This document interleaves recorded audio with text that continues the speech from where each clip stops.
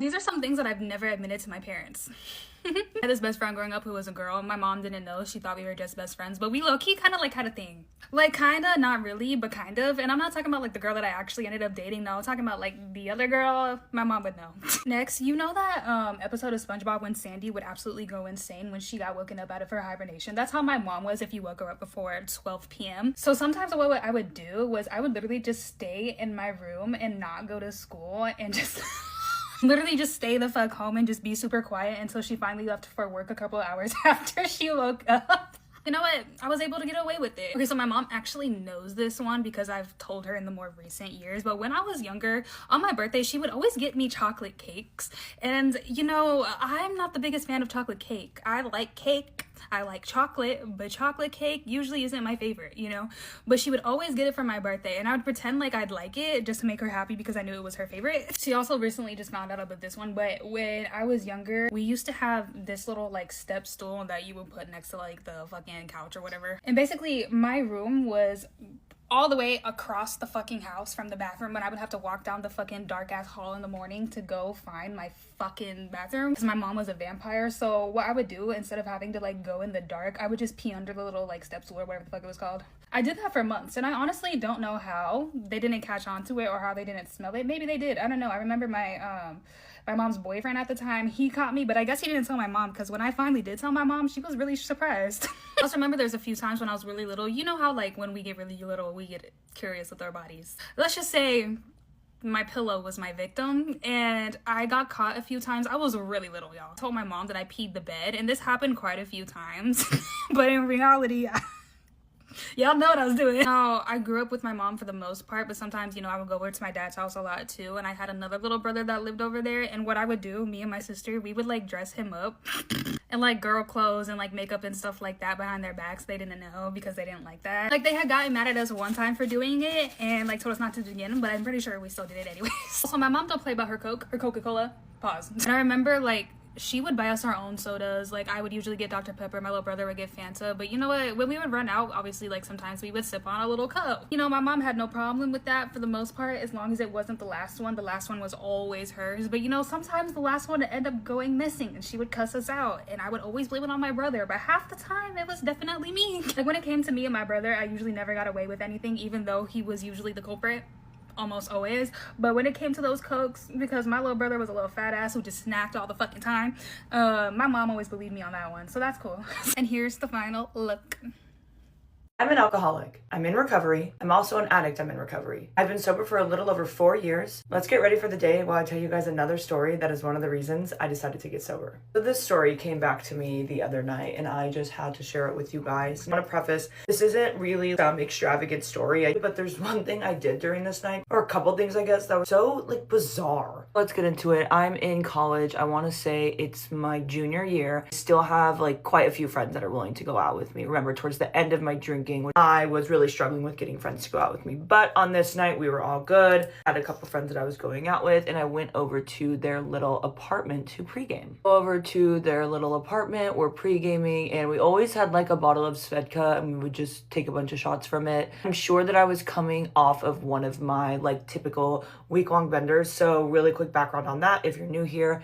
I was also very dependent on dry goods, and what I mean by that was I was prescribed a medication by a provider who I convinced to provide this for me on a monthly subscription, and it was something that would keep me up for multiple days on end. Do with that information what you will. So the way that I would use these dry goods is I would start taking them on Sunday, would take them all throughout the week over and over again, basically just staying awake until about Friday. Friday rolled around, I was obviously very physically exhausted. So much of this medication still in my system that I couldn't sleep, and I tried everything. I tried chugging NyQuil, laying in bed, I tried watching movies, and figured out that the only way for me to actually fall asleep and catch up on rest over the weekend was by drinking enough to black out so that I pass out and then I can finally sleep. And then I would wake up on Sunday, start the whole 5-day bender process over. So that's a little bit about how I used to use and drink. So whatever, I'm nearing the end of this. It's me and I think 2 girls. Only one was ending up drinking with me, and the other one might have been doing homework or something, but regardless,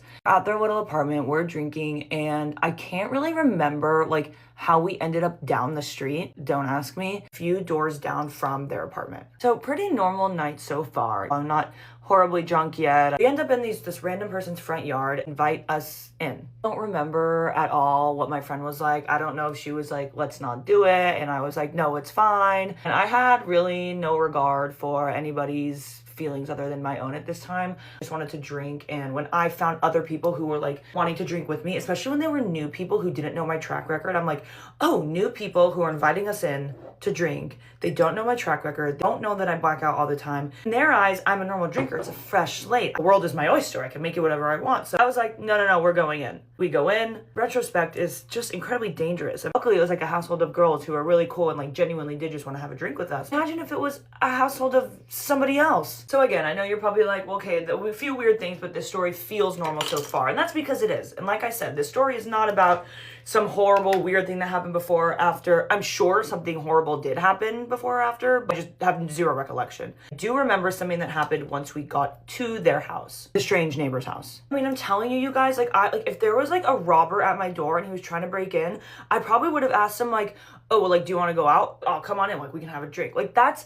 how desperate I was to find people who were kind of a clean slate for me and who would be able to go out with me. I just wanted to party. Like, I was like, I don't understand why everybody's so uptight. All I want to do is get drunk, because people at this point were starting to tell me, like, they were worried about my drinking. They were worried how I blacked out all the time. I was like, everybody is ruining the party. And they weren't ruining the party. They were watching out for me. I was like, why is everybody ruining the party? I just want to find people to go out with. I don't think it's that weird that I want to drink this way. Like, all these excuses that were just like so trivial. And I would tell my friends, like, I was like, this is just how we party in LA. Like, you don't get it. Like, this is very normal night out for us. Just BS. Like, trying to put the blame on these other people because I couldn't accept the fact that I couldn't stop drinking. Anyway, going to these people's house and they're chill, whatever. I think we're like having a couple of drinks. And somehow we end up on the front patio. One of the girls lights up a cigarette. I do not think I've ever had a cigarette in my life at this point. Suddenly, I'm an expert on cigarettes. Ultimately, I was just being a chameleon again. The girls around me were new. I wanted them to like me. I wanted them to see that I was normal. I could drink normal. I could be normal. If they were lighting up cigarettes and smoking, then you better believe that that's what I was doing. It just scares me because I was literally willing to do anything. I was willing to do whatever the people around me were doing. It got to the point where, thank God, people around me weren't doing something more dangerous, because I definitely would have done it. I remember actually having a thought towards the end of my drinking, literally being like, at this point, I'll do whatever people put in front of me. Oh, that's so terrifying. And it was just so desperate, such a need to be liked. But anyway, girl lights up a cigarette and I'm with my friend and she knows me. These other girls don't know me. She like asks me if I like want some of her cigarette. And I was like, oh yeah,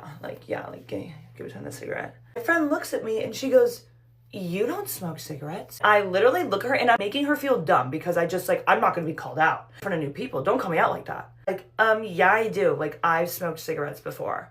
You guys, take the cigarette. I take the cigarette. This is the lit end. Put the lit end in my mouth. I put the lit end in my mouth. So convinced that I knew what I was doing. My friend literally like looked at me and like the other girls looked at me and they were like, oh, no.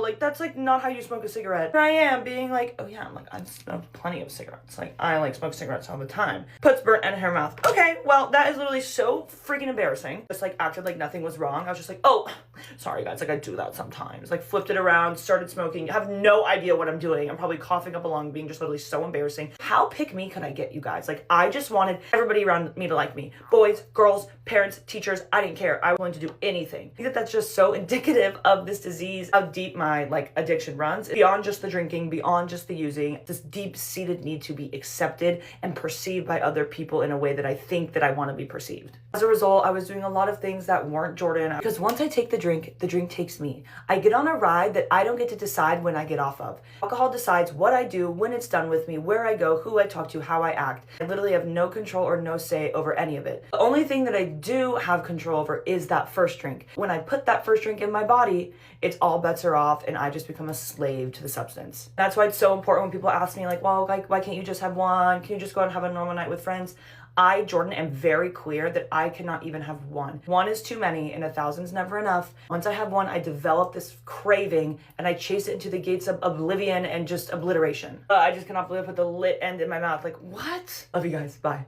Does anyone else think they would not make a good celebrity? Hear me out. So back in 2020, I think that's where my For You page started going into influencer, aspiring Hollywood actor slash actress slash entrepreneur. What I'm trying to say is I would be scrolling and it would be like renegade dances, and the next video it'd be POV, you're a celebrity, and all of a sudden it was like epilepsy on my screen, and I would never be prepared for it. Like I would see like an Addison Rae video and I'd be like, oh, like cute, like oh my gosh, and then all of a sudden like I'm like the biggest fucking star in the world, and it would be a black screen with like flashing fucking lights, and it was like strike a pose. And you want to know a secret? My big 18-year-old ass at 2 in the fucking morning with food smeared on my face, it had to be ramen noodles at the time, or maybe old chicken minis from the morning before, I would always strike a pose. Like the second it would flash, it would never give a warning, I would start going like tucking my fucking hair behind my ear. That sent me down a whole rabbit hole, and I was just deep in thought after that. And I was like, this is all cool and all, but like if I was actually a celebrity like on a red carpet, like I do not think I would behave myself. Granted, I would fucking love it. Like it'd be the coolest experience ever. Like, okay, like everybody, you know, wants to be a celebrity when they're younger. Like it's so cool, you know, people waving at people, paparazzi following you. I just feel like I would not be a good one. I would just startle the fuck out of the paparazzi and I would piss them off. Like for example, I'm invited to this exclusive ass event and they're like, okay, like there's gonna be a red carpet before, like dress the fucking part. Okay. First thing first, I feel like I'm gonna be irritable because I want to wear ripped jeans. Sorry, like, can I just wear a leather jacket and ripped jeans? You have to wear a suit. Is this prom all over again? That would irritate me, number one, but you know what? I'm a celebrity at the time. I have to understand. That's the part. But I feel like the second I would get on that red, yellow, indigo carpet, whatever the fuck they're going to provide for me, because it probably won't be a red carpet. It's probably, knowing my ass, I would somehow end up on an indigo carpet in the middle of a back alley. And they would tell me that I'm a celebrity and to start posing, and then they would somehow take my organ. But let's just say for whatever reason, I actually am on like a notable red carpet, and the second I would walk up, I feel like it would stress me out, number one, because they have a whole organization for this shit. Like, first of all, how long do you stand there, right? Like, I guess they tell you all this shit before, but it's like, do you like walk up and like you stand like your time for 10 seconds? Like, how much space do you leave in between the other person? Like, genuinely so many questions there. But once again, maybe they'll explain the whole situation to me when I get there. Okay, so they tell me I have to be there, stand there for 20 seconds, and, you know, strike a pose. But I just feel like my intrusive thoughts would go fucking mayhem. Like mayhem in that area. Like I feel like I would look at a like paparazzi person, they would just be taking my picture, and like my intrusives would be like, oh my gosh, like go up there, take the camera, and like start vlogging on it. Like I don't know, like make it more fucking fun. Like I feel like it's so stiff. Also, I feel like I would feel so awkward just standing there and going like, I'm like, and something about me too, I hate when pictures are taken and I can't see it immediately. Like, I need to see the immediate picture, so I need to know if we're doing a redo or not, right? But the way paparazzi and shit works, you can't walk up there and be like, oh, can I see the picture and make sure it's... But I feel like I would want to do that. Like, after they take their 4 little canvases pictures of me sticking my tongue out and doing this stupid little peace sign, I would approach them and I would be like, hey, like, not trying to make it hot or anything. Like, I know other people got to go after me. Can I see those real quick? And I know they would not let me fucking see it. Like, they wouldn't, and that would spiral me alone. Like, the rest of the event would be, like, startled in my head, because I'm like, okay, like, I know I probably look chopped in those pictures. Like, I probably look so fucking stiff, so dumb, and I can't even see them. And then imagine you're at the fucking event, and I'm a nosy ass bitch. So, you know, I'll quickly go on to Twitter while we're in our eating era. Are we supposed to eat after that? I don't know how these events, but like, let's say it's like the Met Gala type of shit, and you're like, it's an eating event, right? You go into the cafeteria area. So, you know, everyone's bodies are tea. They're all eating, you know, one bite of tiramisu and then putting it in the trash, and I'm over here guzzling down my plate. And I'm gonna be scrolling on Instagram and Twitter after that, because I'm like, okay, like, did these pictures drop? Like, I want to see them. And let me go to Getty fucking Images, and y'all get one fucking picture of me from a side I didn't approve. Like, that would ruin my whole damn night. Like, I don't know. Like, I feel like, especially because it's Getty Images, like, there's a clear difference of like, okay, like, you're taking a digital camera picture at the bar and like you look fucking a mess in that. Like, okay, bitch, like, just hit the, or keep it for memories, because some bitches want to keep pictures for memories because they look good and you don't, and that's fine, as long as I don't go on Instagram the next day and I see it on your Instagram story with a bar song in the back, you know, some Losing It by Fisher, because don't make me lose. But like, if I was 4 courses down at this event after I took pictures, and I go to gettyimages.com and I see a fucking picture of me with my eyes fucking crossed and me with my tongue out, and not only that, okay, it's out there on Getty Images, sure, but like, imagine you're like famous, and like the tabloids have that. Like, you go on Twitter and you see, oh my gosh, she looks like G.I. Jones on drugs, blah, blah, blah, blah. She looks like a bald-headed Indiana Jones. Oh my gosh, that's Jack Sparrow in real life because her eyes kind of twitched in that. Like, I would not be able to fucking handle that. I fully. So I think the moral of it is like, do I want to be famous? That would be so fucking cool, yeah. But on the other hand, like, I don't know if I'd be able to handle the criticism. Like, I don't, one bad angle and people are saying that I look like an upside down marmalade can. Oh my fucking God. And don't get me started on live interviews. Do not, because that's something that I think about all the time too. Like, if I ever somehow in some weird fucking dimension became famous, and I was famous enough not only for like a red carpet event, but like there's a live interview, because that shit's live, bitch. Like, you have to be really fucking mind. Because these tabloids, like, they don't want to see you at your best. I mean, they might want to see you at your best, But like if they catch you slipping, like they're gonna eat that shit up and put that fucking everywhere. And like I say shit just to fucking say shit. Or like, you know, sometimes I get caught in a story and like I'm going crazy with my work. And it's like if that shit's live, like baby, there's no room to cut that out. There's no room. Like I feel like my live interview would be fucking posted, and like before I would even check it out, I would be getting texts from everybody in the community saying, why the fuck would you say that? I'm like, what? And suddenly I look and it's me stuttering, and then I start speaking in pig Latin. Like none of it makes sense, and then I like headbutt the interviewer and run away. Like I don't know, like not that I have social anxiety or anything, but it's just like knowing something is live. It makes me think of like a live PowerPoint presentation you would have in school in front of your class of 30 people that like you don't really talk to at all. And like you're unnecessarily fucking nervous, and when you're unnecessarily nervous like that, like you just kind of like stutter and like start like sounding dumb. Like that would be fucking me, but it would be to millions of people. That would be my last straw. So you get anything from this video? Being famous would be cool. I would have pee stains every single day though, I feel like. But then again, I feel like it'd be cool sometimes to leave my house and like on a good day specifically, and I see a paparazzi person, I just kind of like headbutt their camera. Like I don't know, like leave a little dent there and go and then run away. Like I feel like that would bring some publicity. Good publicity, bad publicity, I don't give a fuck. Publicity is all publicity. Thank you. This is story time, so stop scrolling and just fucking listen. It was one summer that I was putting belt to behind on this content shit. I ain't had no girlfriend at the time, so I had space to do whatever the fuck I wanted to do. I was hunching girls left or right, up, down. I damn near was doing cheat codes. So boom, I had this homeboy. I ended up asking my homeboy to put me on somebody. I'm not gonna lie, I just met this nigga, so I really don't know if he got hoes or not. Okay, so he ended up showing me a whole bunch of girls, like his roster and everything. But then I ended up telling bro, like, I don't even want your roster because I know for a fact that the girl gonna stop fucking with you and come fuck with me, and I don't even want to go through that. So I ended up telling bro, like, just put me on somebody that you used to mess with, somebody that you know, like, just put me on somebody, bro. Then bro just ended up asking me what's my type. So I ended up telling him my type, and then he ended up pulling up this girl. Now I'm not gonna lie, this girl was not bad. She was more like on the white side. Like she wasn't white, but she's mixed. You know what I'm saying? But you could tell that she was more white than she is black. Boom, bro ended up putting me on her. He ended up telling her to come fuck with me. And that right there is what I meant when I said she's more white than she is black, because ain't no black girl going for that shit. They always gonna think it's something more than what it is. Oh, you think I'm a hoe, man, Hoppy? You think I'm a hoe? Yes.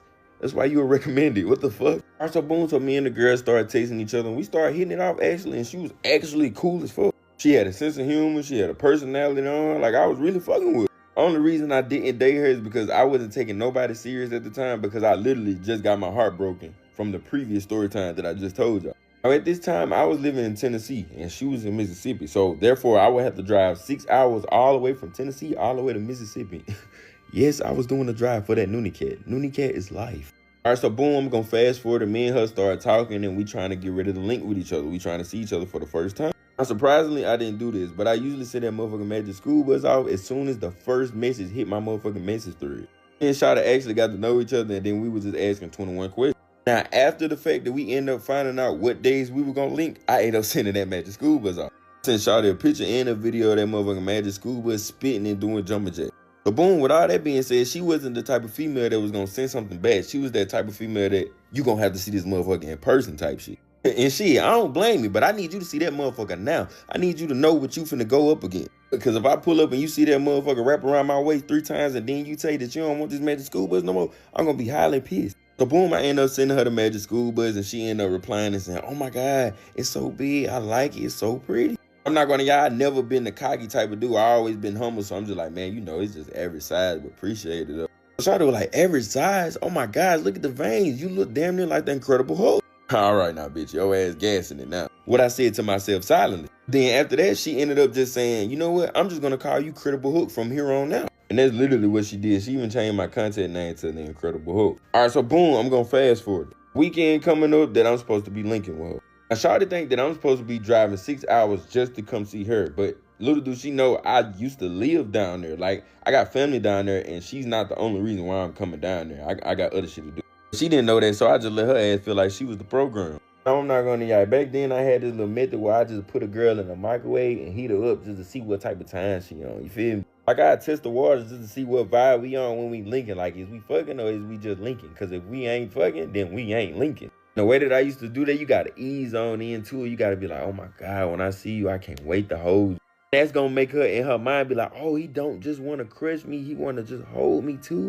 Yeah, hold your ass and pin you to the damn floor and beat the brakes out that Noonie Cat. So with that being said, she ended up asking me, do I know how to cuddle? So I ended up saying yes, but if you feel something growing and touching you in your fucking back, don't get mad at me. Shawty ended up saying, I'm not gonna get mad at you because I probably want what's growing and touching my back. And that right there made me know that it's go time when I see her. So after that message, I literally went in my room and I started packing my sneaky link bag. If you don't know what a sneaky link bag is, then your ass missing out. My sneaky link bag had deodorant, rubbers, extension cords, Uno cards just to set the mood, lotion, deodorant, toothbrush, toothpaste, anything that I need, like something for hygiene. It just goes so far to, you know what I'm saying, just to get myself in there. You know what I'm saying? Just like Greg said off of Everybody Hate Chris, you're so in there, and I was trying to be so goddamn in there.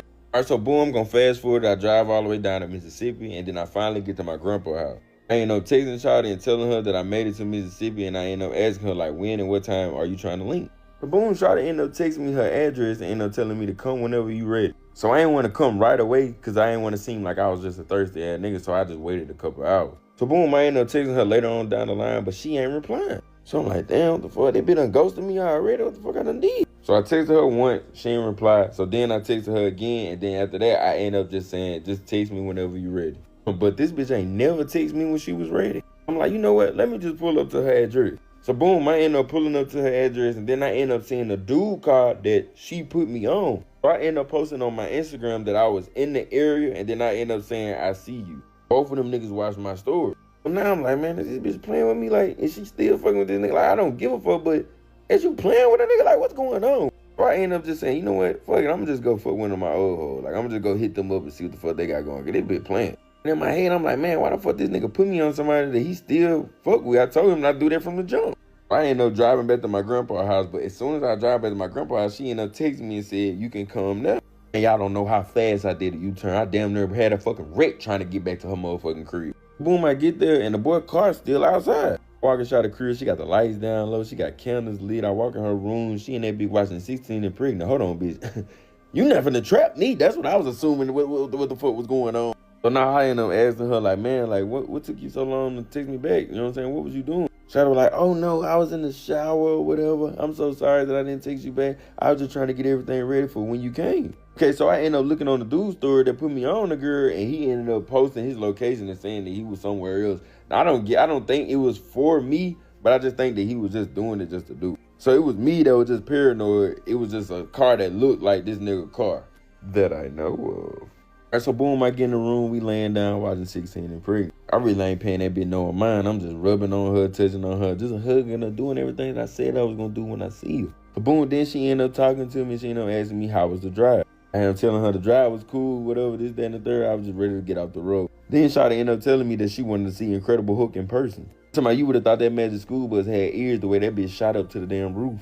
Magic School Bus started growing faster than coochie hair. Now, mind you, this girl was actually pretty, so I'm finna literally do everything under the sun to her. Bend her, spin her, and get all the way up in her. Ain't even need them Uno cards in my sneaky link bag. We just got straight too. I pull that rubber out and I get the busting her clean up. When that bitch busting her, all you hear is that bitch sound like a damn dishwasher. Cause so as I'm busting her up, like I ain't never in my life felt somebody get this wet. So I'm like, oh my God, like this is different. Like that bitch just come to my, it's coming all over me. Like it just damn near sound like somebody eating a fucking apple. So boom, I'm like, man, I ain't never felt somebody being this wet. So I'm like, man, let me go ahead and taste this motherfucker. I'm in that bitch going crazy. I'm making all type of noise. I'm in that bitch sounding like when you put your hand under the water and go back and forth, moving your hand under the water. That's exactly how it was sounding. Go try it. So I'm like, oh no, I gotta feel this motherfucker. I gotta get back in. So boom, I get the crush on them.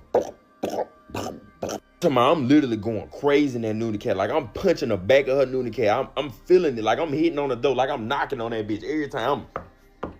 I'm feeling the end of her noonie cat. I'm hitting that motherfucker. Whatever at the end, I'm hitting. I end up going out. Like I end up going out fast as shit. Faster than I done ever did. Boom, I end up getting up, going to the bathroom like I do every time I hit some fine shit. I go in there and I do my little victory dance. As I'm doing my victory dance, I'm doing that bitch in the dark. So I end up turning the light on. I'm looking in the mirror. I say, ah! But I ain't really do no loud scream. Like, ah! Because I was fucking scared, bro. Oh my God, bro. It looked like I done got into a fight with Jason and Jason done stabbed me the fuck up. My bro, it's blood on my face. It's blood all right here. I go out there and I'm like, bro, like, what happened? Like, you on your cycle or something? I just sitting there laughing, like dead ass smiling and laughing. I'm like, bro, this is no laughing and smiling matter. What the fuck is going on?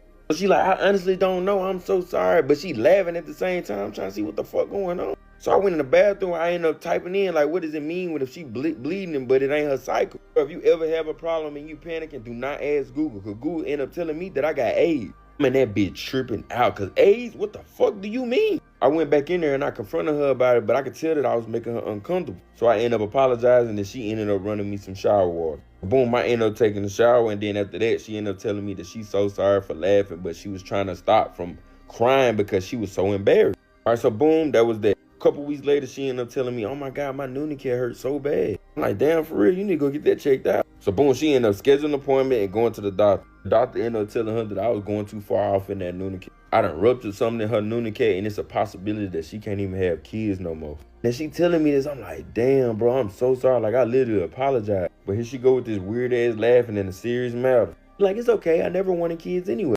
I'm not gonna lie, I feel bad for what I did, so I just end up ghosting her ass. Any questions? My ex snuck and done a DNA test on my daughter and found out she was not his. I did know she was not his, but her real father is a deadbeat to all of his other kids, so I knew he wasn't going to take care of her. And I wanted her to have a good father in her life. Now, backstory. I had been with my child's father off and on for 2 years. He has 4 other kids that he barely even sees. He doesn't pay them child support, and I've never met any of them because he never spends time with them. We were on a breakup, and on this breakup, I had met this guy who was a great person, a great father, a great provider, but I was still messing with my ex. I found out I was pregnant, which I knew was my ex because me and the new guy hadn't been intimate yet because I just wasn't into him like that. And I was only into what he could do for me at the time of me entertaining him. I was just trying to make my ex jealous by texting and talking to the other guy when he was around, and I would tell him how I had a date anytime he would come over. So once I found out I was pregnant, I just knew it was my ex. So then I decided to be intimate with the new guy. I gaslit him into thinking he had got me pregnant, and he was very excited. Fast forward, I had my daughter. She came out with my ex's complexion and his nose. I just pushed it in the back of my mind for a while, about a year. Well, he had took her to a family reunion, and apparently the family had a lot to say about her color complexion, which had him thinking, so he looked up my ex and thought, wait. He took her and had a DNA test on her, and it came back she was not his. Was I wrong for wanting my daughter to have a good father even though I had made a mistake? Nyla gone. That's all I could think about. I kept repeating to myself. My ex literally had to pull me to the car because it's like I couldn't move. I kept looking back, but the more I kept looking back, the more people were surrounding that car. And I'm like, what's going on? What did you see? She just kept pulling me saying, come on, Starion, we got to go. We got to go. So now we in the car. You could hear people screaming. You could hear people still looking for other people. You could hear police sirens, stuff like that. They even had the helicopter, the chopper in the sky. So you knew whatever happened had to be bad. My ex driving the car, I don't even know where she going. It's like she's muting me. It's like she can't even hear me. I keep asking her, what did you see? What's going on with Nyla? She's just crying at this point. I'm just like, for her to be crying, it got to be bad. So I'm trying not to throw myself into a shock because I could tell she in shock, y'all. She not responding. She looking straight ahead. I keep telling her, pull over, like, let me drive, because I'm not even sure that she's aware that she's even driving. She's just on go at this point.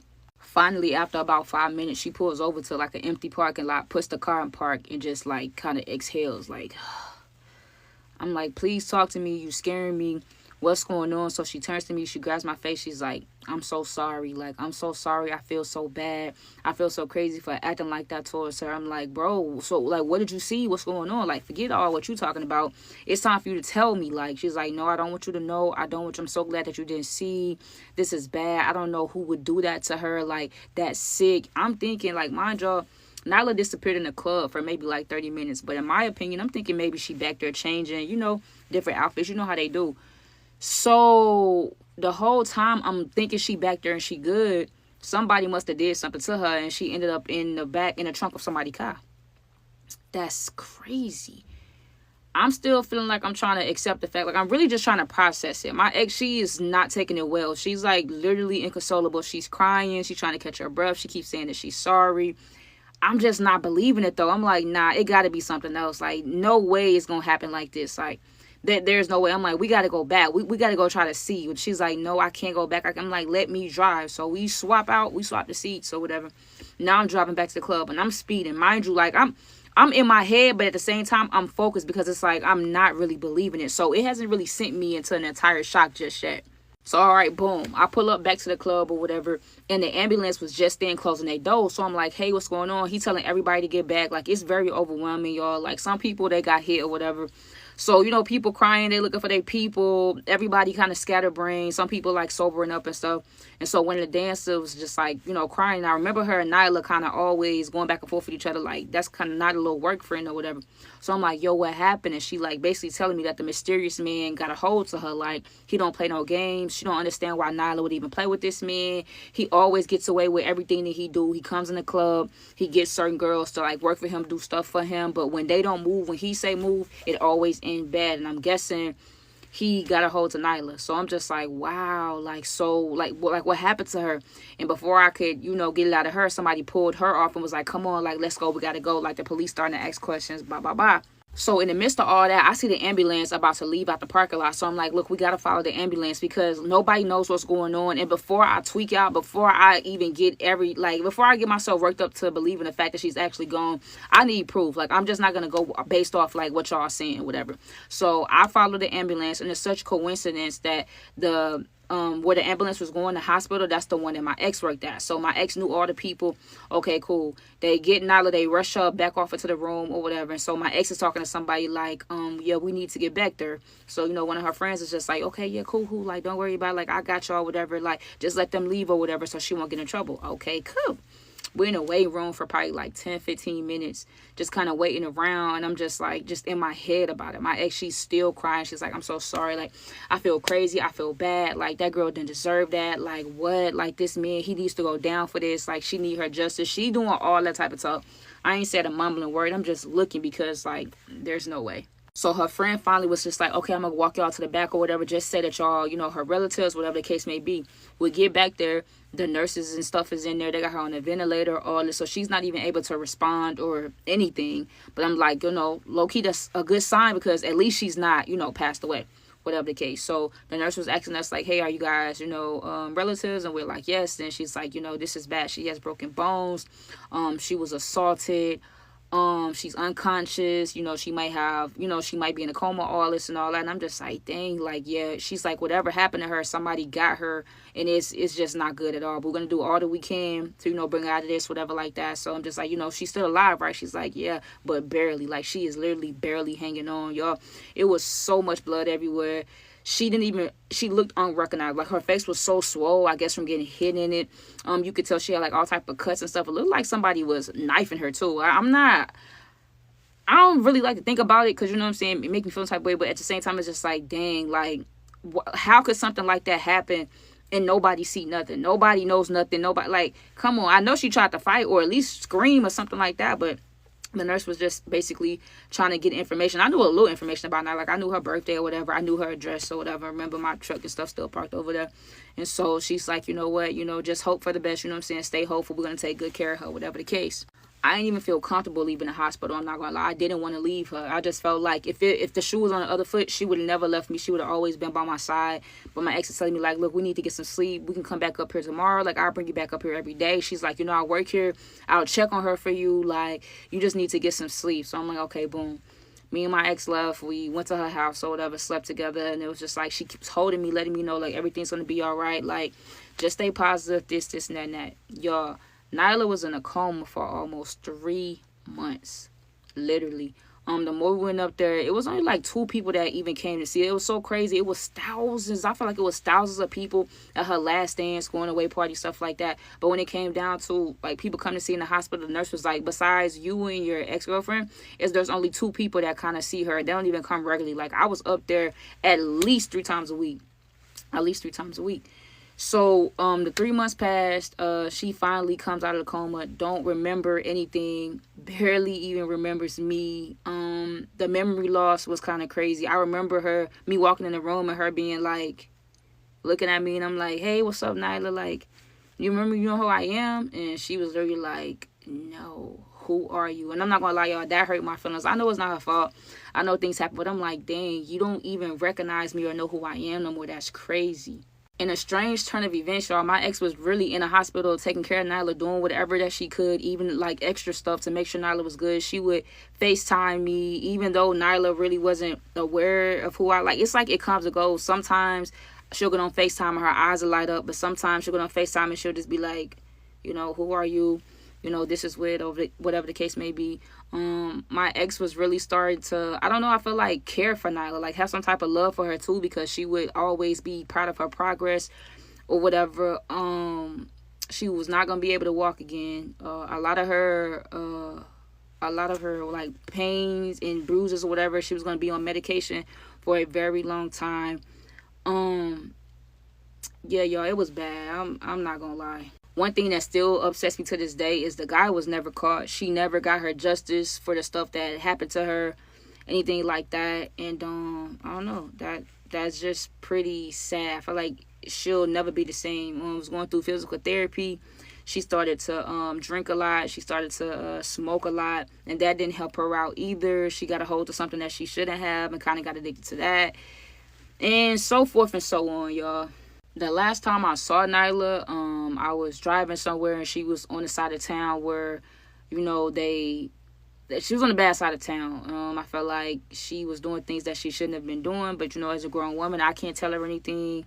And, you know, besides, in her opinion, she don't know me, so I can't, you know what I'm saying? It's just a really sad situation all the way around. The whole time I'm thinking, you know, she wrecked and ruined my life, but I feel like, what if I never hit Nyla's car?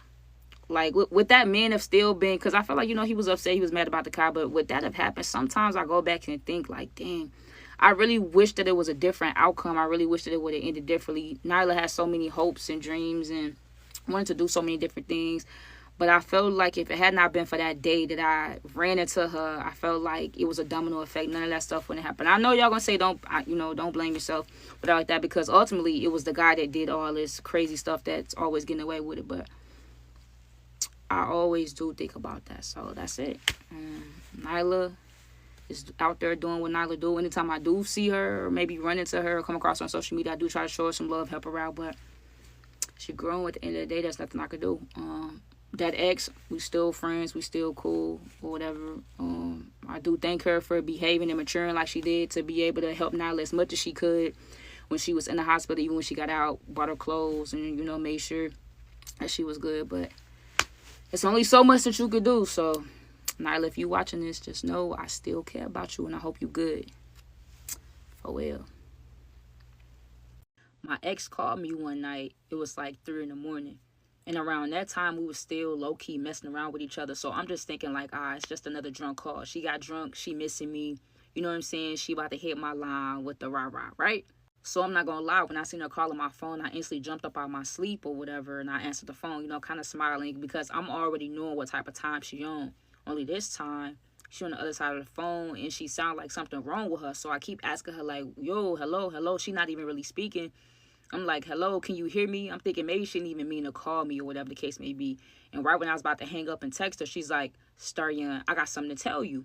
So me being me, you know, we troll each other all the time. We play with each other all the time. I'm like, what you about to tell me you pregnant? What you about to tell me, you know what I'm saying, you're in a relationship. We can't be doing this no more. Like, what is it? She's like, no. Like, I'm being so serious right now. I need you to wake all the way up because I feel like I'm tripping. I need you to let me know I'm not tripping.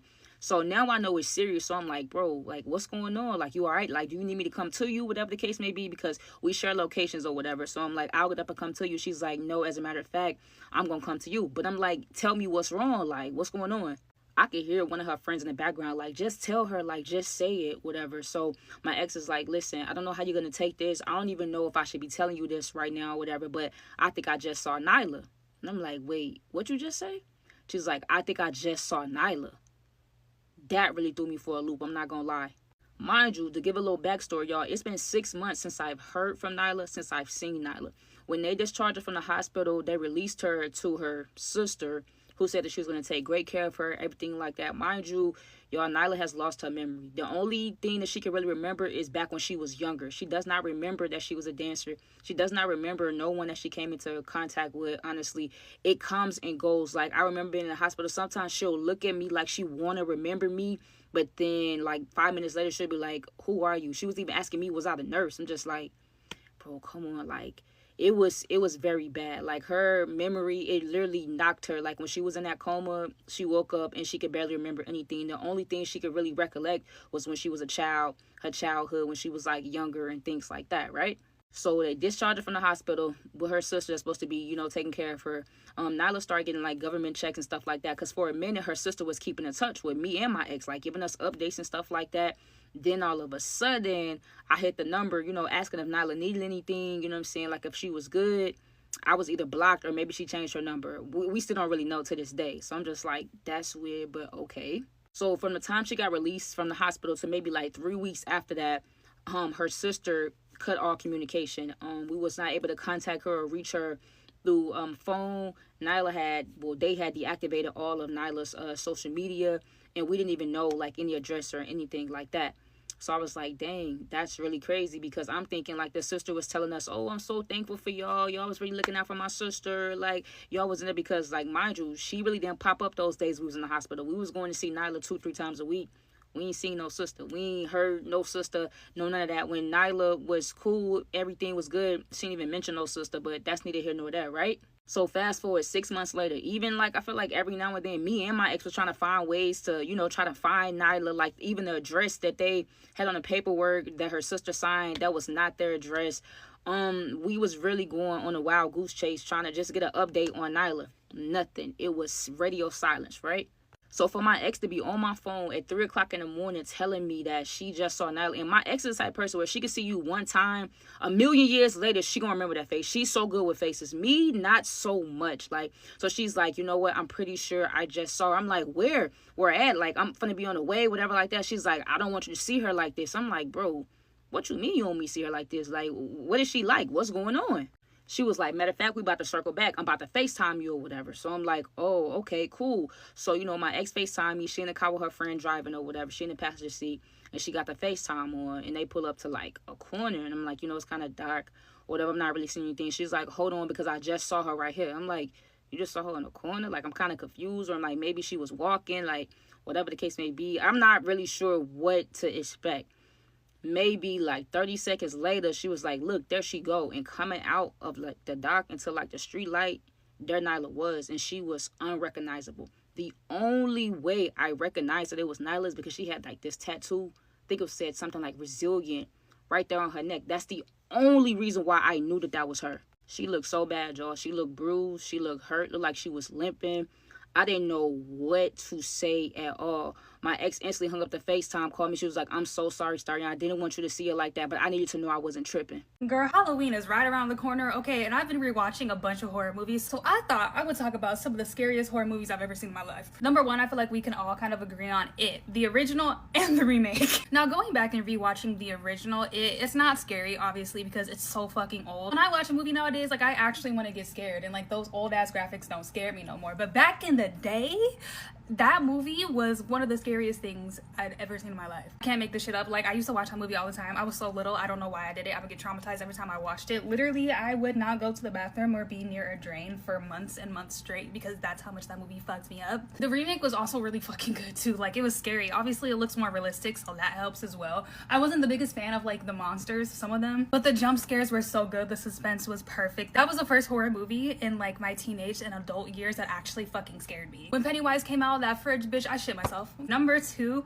Paranormal Activity number 1 and number 3 specifically. Oh my god. Found footage horror movies will always be super hit or miss to me, but the Paranormal Activity series, it's gonna hit. Like, they have 1,000,001 Paranormal Activity movies, but I don't know, number 1 and number 3 were just like spot on. I've never believed in ghosts even as like a kid, but after I watched Paranormal Activity, bitch, I was always fucking terrified. To this day, I still get spooked. I still don't believe, but I still get spooked, bitch. It's just the fact that it just seems so so real. Out of all horror movies, movies like that are just like, okay, this could actually happen to me, maybe. Bitch, me and my stepsister used to like scare each other all the time, like pretending to talk to ghosts. You know how in Paranormal 3 they named the ghost Toby? Like me and her would pretend to like talk to Toby and freak each other out in the middle of the night and shit. I'd be like, Asia, Toby's right behind you.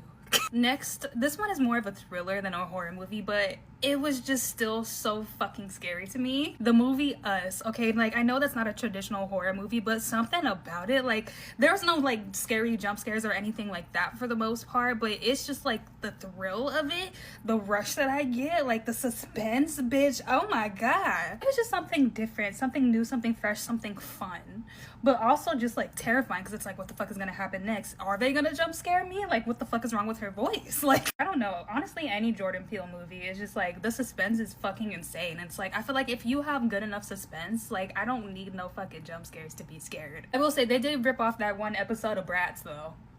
If you know, you know. I want to give an honorable mention to The Human Centipede. Now, I don't know if that's a horror movie or not, or if y'all think that movie is scary, but that shit traumatized me when I was little, and yeah, absolutely terrified. Because with a movie like that, it's just like, oh my god, this could actually happen to me, and it's just like, why?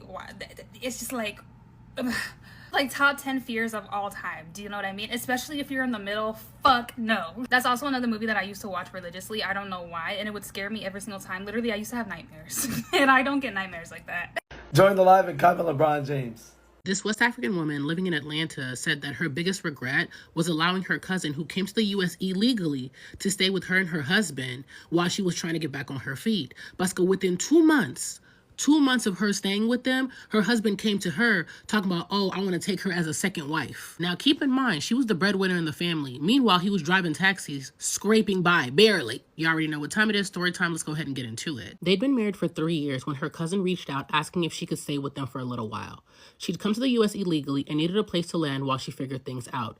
Being family-oriented and wanting to help, she said yes. She set her cousin up in their spare room, helped her get settled, treated her like family. 2 months in, her husband came to her with an announcement. Not a request, but an announcement. She was stunned. They lived in the U.S., not back home. This wasn't how things worked here. But he had his reasons ready. He said that she was always working long hours and that he needed a woman at home to take care of him, to cook, to keep up the house, and that it was perfectly acceptable in their culture and that she should understand. Here's the part he conveniently left out. The reason why she was working those long hours in the first place was because he could barely keep up with the bills. He drove a taxi but was always broke because he was more focused on sending money back home than supporting their household in the U.S. She was carrying the financial burden of the family, all while he was complaining about not having a wife who was home enough. She was furious, but he wasn't backing down. And here's the thing that made it even messier. They weren't legally married. Only a religious ceremony. No papers, which meant legally he was free to marry whoever he wanted. He also didn't plan on marrying her on paper, but that's neither here nor there. She also had been refusing to help him get his papers. He'd been asking her for years, wanting her to sponsor him for a green card, but she kept putting it off, making excuses because deep down, she knew that their marriage wasn't solid and she didn't want to be legally tied to him. Her cousin, on the other hand, had no idea that he didn't have papers. So when he proposed this marriage, she thought that it would work in her favor. She assumed he was a citizen or at least had a green card and that marrying him might help her with her legal status, so she agreed. Her husband moved her cousin into their master bedroom and moved his first wife into the spare room. The disrespect was unbelievable, but she was trapped. She didn't want to blow up her family and didn't want the shame of a failed marriage, and frankly, she was still paying the bills. But then her cousin found out the truth. That man had no papers, no green card, no pathway to citizenship. This marriage wasn't going to help her at all. In fact, it put her in more danger of being discovered. So she did what she felt she had to do. She started seeing other men who were citizens, men who could actually do something for her. It didn't take long for him to find out. And when he did, he lost it, confronted her, accused her of disrespecting him, of being ungrateful. She didn't back down, told him that he lied, that he was useless to her. Things escalated one night. He caught her with one of the men that she'd been seeing. A physical fight broke out. Her husband attacked the man. It was chaos. Neighbors called the police. When the cops showed up, they arrested all three of them. The man that her cousin was seeing, he was a citizen. They processed him and let him go. But her husband and her cousin, they ran their information and found out that neither of them had legal status. They were both flagged for immediate deportation. And within weeks, they were both sent back to their home country, just like that. And the icing on the cake, her cousin didn't stay with him. The moment that they got back home, she left him, found herself a wealthy man back home, and moved on like the marriage never happened. Meanwhile, her husband, he's living with his parents now. No money, no status, no plan. As for her, she's still in Atlanta working as a nurse. She's paying her own bills, but now she's free. No husband draining her resources, no cousin taking advantage of her kindness, no drama. She says that her only regret is letting her cousin stay with them in the first place. If she said no, none of this would have happened. But she also admits that there's a part of her that feels like karma handled it better than she ever could have. Here's my quick little 2 cents. What was meant to happen, happened, because had the cousin not come in, maybe she would have still been stuck in that situation. And so I think she has to look at it also as a blessing in disguise. But it could have been worse. He could have put her in a worse situation, because for him to only know that woman for 2 months and to be ready to jump into another marriage just because, you know, oh, she wasn't doing this, she wasn't doing that, when he wasn't taking care of his responsibilities as a husband. She dodged the bullet. LaFay, she didn't have any kids in that marriage, and that she was able to leave and she was able to really start over fresh. I woke up thinking about this guy Javion, and if y'all are like, who's Javion? Javion is from this story that, if y'all do not know, literally back in the day, I literally hung out with this trucker, blah, blah, blah. People started calling me literally a lot lizard and this and that, and baby, nothing happened in the lot, period. Like, deadass, don't fucking play with me like that. And the only reason I hung out with him was literally to get back at my ex at the time. Like, that was it, literally. I wanted to hang out with a guy to show my ex that, like, I literally could get anyone. Like, it was that simple, right? No, I just got blocked on everything. Literally blocked on fucking everything. But besides the point, I was thinking about it because literally when I did sleep in the truck, I slept in the truck, okay, with him. Nothing happened in said truck, period. But the next day, I guess he had to go, like, he was a truck driver, okay? I know, stop. And I just remember we had to go, like, he had to pick up something, right? So he was like, okay, you stay in the back. And, like, I'm gonna go talk to all these people, right? So, like, I'm in the back. And then I just remember my phone started dying. And so I had to really, like, grab a charger, like, really fast, like, think fast to that, right? So I just remember, like, I had to, like, you know, get up and, like, kind of, like, go to, like, grab the fucking, what's it called? God damn it, the charger. And while I'm going to grab the charger, I, like, literally look over. And when I look over, a guy's literally just sitting there, like, and I'm sitting there, like,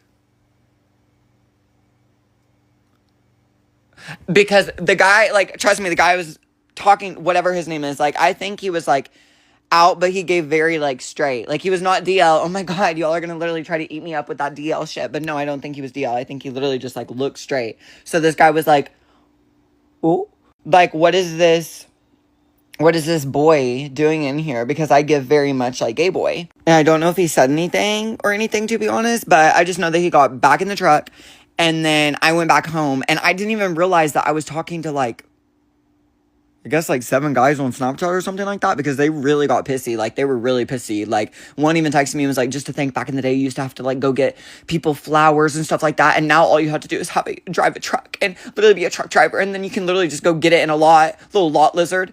Who the fuck is a lot lizard? Like, baby, and I already said that, like, babe, you can call me, like, a fucking house mouse, like a fucking house rat, but a lot lizard, not shit was getting done in that lot.